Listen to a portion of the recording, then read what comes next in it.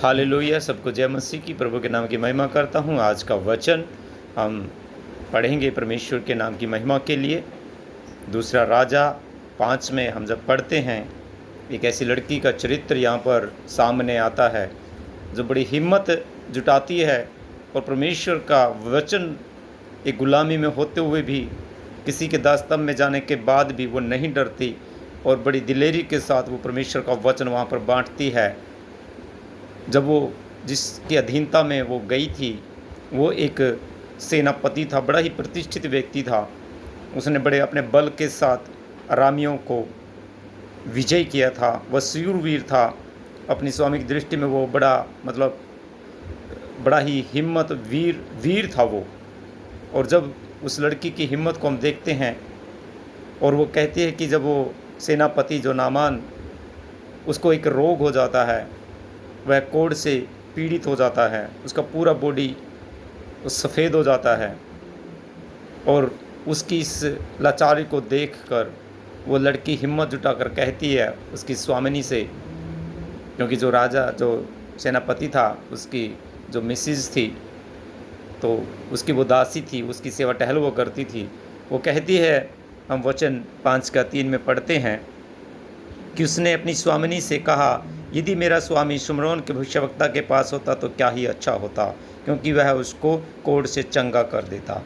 तो नामान ने अपने प्रभु के पास जाकर कह दिया, इजरायली लड़की इस प्रकार कहती है। देखो, उसने परमेश्वर की महिमा करते हुए उस सेनापति से डर नहीं लगा। एक छोटी सी बच्ची बड़ी दिलेरी के साथ एक अन्य देश में जाकर परमेश्वर का वचन, उसकी महिमा, उसके अद्भुत कार्यों का वर्णन वो करती है। लेकिन आज हम देखते हैं अपने जीवनों में कि परमेश्वर ने हमें, जब हमने विश्वास किया, परमेश्वर ने हमारे जीवनों में काम किया, लेकिन हम शर्माते हैं। परमेश्वर की महिमा की बातों को दूसरों के सामने, अपने रिश्तेदारों के सामने बोलने से हम शर्माते हैं।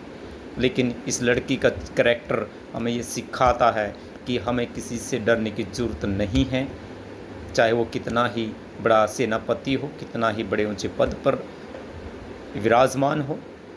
लेकिन हमें हिम्मत जुटाना है परमेश्वर के वचन को बांटने की। परमेश्वर का वचन हमें दिलेरी के साथ बोलना है, उस लड़की के जैसा। और जब वो लड़की कहती है कि अराम के राजा ने कहा, तू जा इजराइल के राजा के पास और एक पत्र भेज, क्योंकि वहाँ पर अलीशा नाम का एक परमेश्वर का भय रखने वाला एक भविष्यवक्ता है। और जब वो सेनापति वहाँ पर जाता है और जब उसकी आज्ञाकारिता में वो चलता है और परमेश्वर उसको जब एडवाइस करता है कि जा उस नदी में 7 डुबकी मार और तू चंगा हो जाएगा, और वो सच में, हम पढ़ते हैं आगे, तो वो चंगा हो जाता है। तो कितनी बड़ी बात होती है कि उस लड़की ने हिम्मत जुटाया और वफादार रही। हम जिसके भी अंडर में रहते हैं, हमें वफादारी भी ये वचन सिखाता है। जिसके अंडर में, जिसके अधीनता में, चाहे हम गुलामी ही क्यों ना कर रहे हों, चाहे वहाँ पर नौकरी क्यों ना कर रहे हों, लेकिन हमें उसके भले के बारे में सोचना है। ये भी परमेश्वर का वचन हमें यहाँ पे सिखा रहा है। और सबसे बढ़कर जो मैं कहना चाहता हूँ, जो मेरा मैसेज देने का जो मेन मोटिव है, वो है, चाहे कितना भी बड़ा अधिकारी हमारे सामने क्यों ना हो, चाहे हम उसके घर में नौकरी ही क्यों ना हो, उसकी गुलामी कर रहे हों, लेकिन परमेश्वर का वचन बोलने से हमें नहीं डरना है। और उस लड़के ने वही हिम्मत, वही हियाव दिखाया है, क्योंकि परमेश्वर का वचन हमें साफ साफ कहता है कि मैंने तुम्हें दिलेरी का आत्मा दिया है, निर्भयता का आत्मा दिया है, डर का नहीं। हमें डरना नहीं है मेरे प्रियो। चाहे आप जिस भी जगह पे हो, जिस भी स्टेट में, कंट्री में, चाहे कहीं भी हो, आप डरे नहीं। परमेश्वर का वचन को दिलेरी के साथ बांटें, लोगों को बताएं सच्चा जीवित परमेश्वर, हमारा यीशु, हमारा उद्धारकर्ता, जो सच में क्रूस पर मारा गया, गाड़ा गया और तीसरे दिन जी उठा, वो आज भी जिंदा परमेश्वर है। वो आज भी ऐसे अद्भुत कार्य करने की सामर्थ्य रखता है। तो मेरे प्रियो, परमेश्वर का वचन आपको ब्लेस करे। आप इन दिनों में यदि अपने आप को डरा हुआ, दबा हुआ समझते हैं, तो इस करैक्टर को आप पढ़ें।